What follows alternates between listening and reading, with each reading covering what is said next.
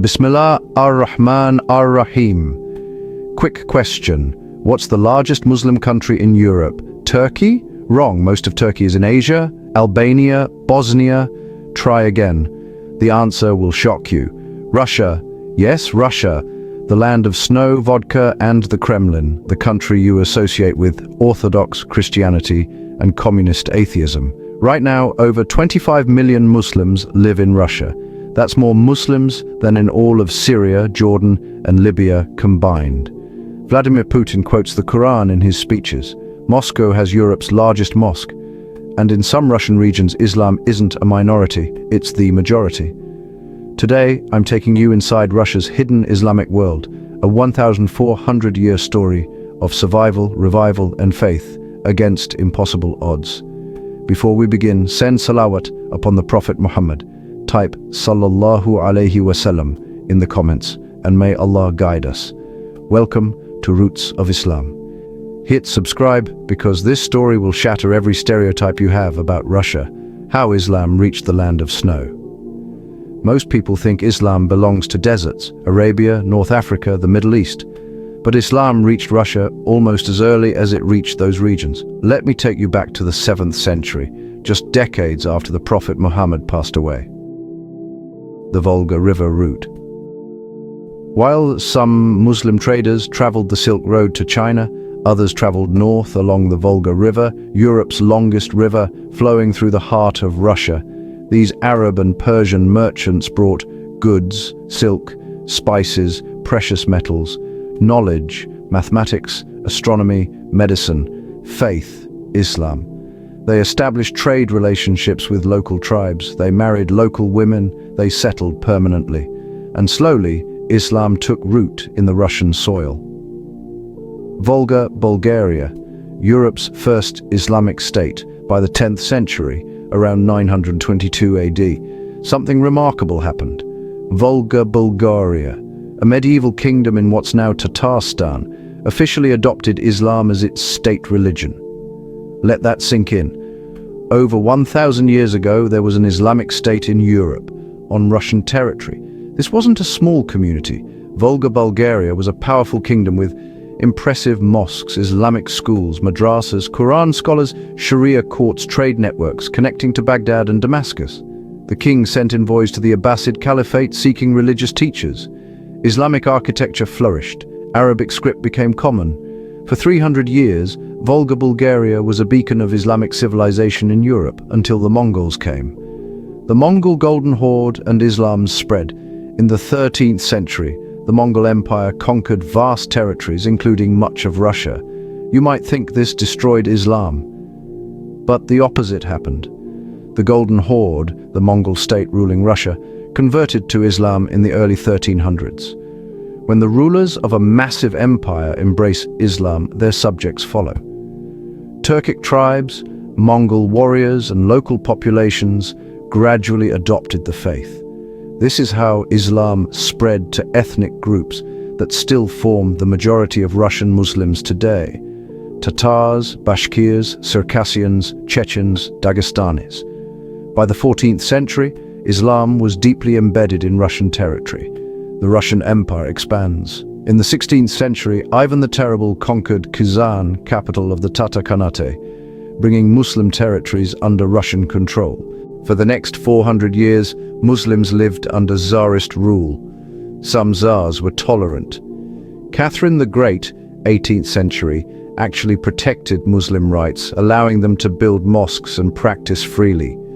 She understood that suppressing millions of Muslims would destabilize her empire, but other Tsars were brutal. Forced conversions to Orthodox Christianity, destruction of mosques, banning Islamic education, cultural suppression, the Muslim response, resilience. How did Russian Muslims survive? 1. Hidden faith. When public practice was banned, they practiced in secret, in homes, forests, caves. 2. Adaptation. They learned Russian, adopted some local customs, and found ways to be both Muslim and Russian. 3. Sufi networks. In the Caucasus, Chechnya, Dagestan, Sufi brotherhoods created underground spiritual networks that kept Islam alive. 4. Education. They established secret madrasas where children memorized Quran and learned Arabic, ensuring the faith passed to the next generation. Despite everything, Russian Muslims held on. Part 3. The Soviet Nightmare. 6 Shine Maze. If the Tsars were difficult, the Soviets were catastrophic. Lenin and Stalin's war on religion. When the communists took power in 1917, they declared war on all religion: Christianity, Judaism, Buddhism, and especially Islam. The Soviet ideology was clear. Religion is the opium of the masses. It must be destroyed. What happened to Muslims? Mosques demolished. Thousands of mosques were bulldozed or converted into warehouses, factories, or Communist Party buildings. Religious leaders killed, imams, scholars, and teachers were executed or sent to gulags, labor camps. Quran burning. Islamic texts were confiscated and burned. Arabic script banned. The Soviets forced Muslims to abandon Arabic and use Cyrillic, Russian script. Religious education criminalized. Teaching Islam became illegal. Parents could be jailed for teaching their children to pray. Hajj forbidden. Muslims couldn't make pilgrimage to Mecca for 70 years. Life underground. Islam didn't die, it went underground. In Chechnya and Dagestan, Sufi sheikhs operated in secret, moving from village to village, teaching in hidden locations. If authorities discovered them, they'd disappear into the mountains. One story tells of an 80-year-old imam who memorized the entire Quran and would recite it to small groups in forests at night. He taught dozens of young men this way, ensuring the Quran survived. In Tatarstan, grandmothers became the keepers of faith. When fathers and imams were arrested, elderly women taught grandchildren how to pray, whispered Quranic verses, and preserved traditions. One woman described, "My grandmother would wait until my parents were asleep, then wake me at 2 a.m. to teach me Al-Fatiha. She said, if they take me, someone must remember." The cost. The Soviet period was devastating. By the 1980s, only a few hundred mosques remained from thousands. Islamic knowledge had nearly disappeared. Many young Muslims didn't know how to pray. Arabic was almost extinct among Russian Muslims, but the flame never went out completely. 1991, the walls come down. When the Soviet Union collapsed in 1991, everything changed. Suddenly, religion was legal again. Muslims could practice openly. And what happened next was extraordinary. The explosion of faith mosques.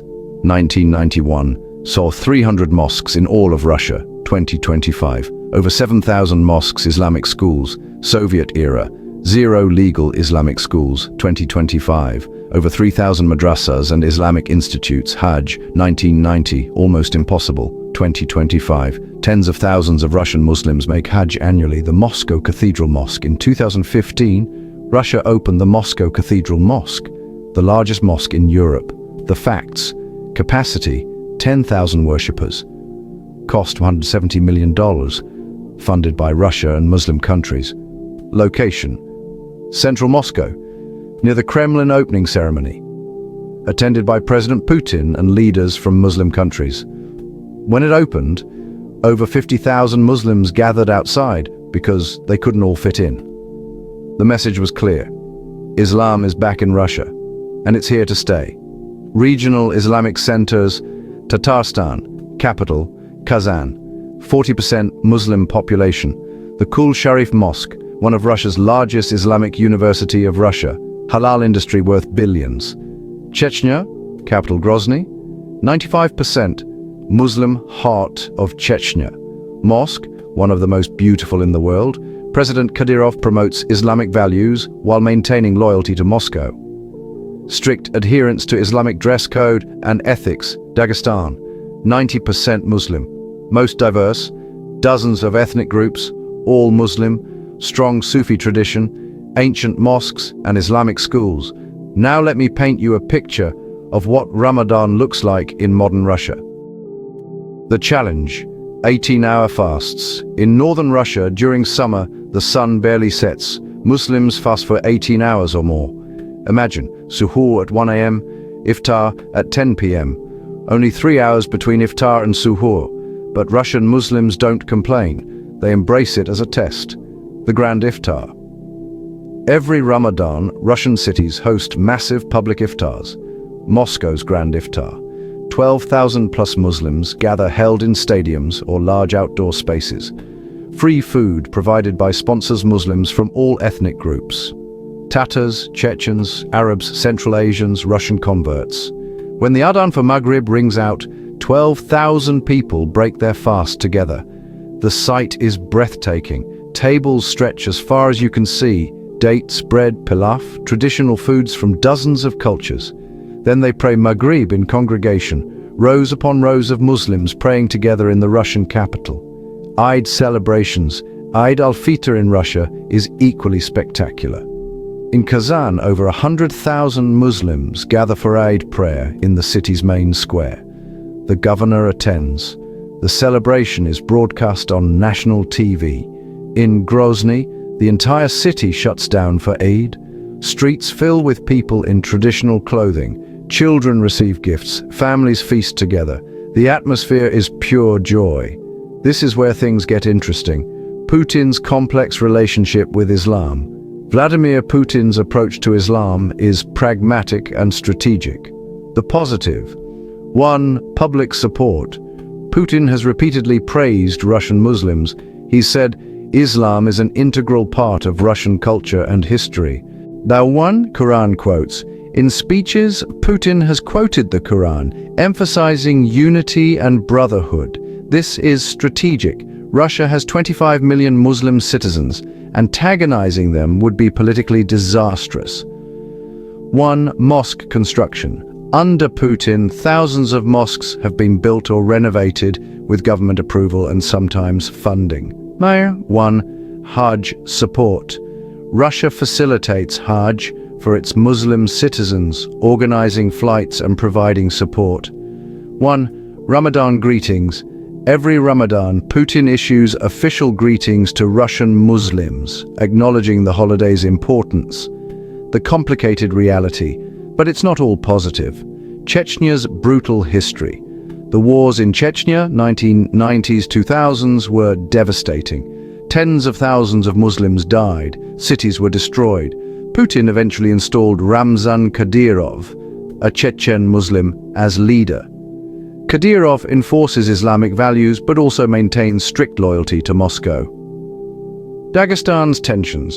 In Dagestan, there have been clashes between the government and some Muslim groups labeled as extremist. Surveillance. Muslim communities, especially in the Caucasus, face heavy surveillance. Security forces monitor mosques and Islamic schools.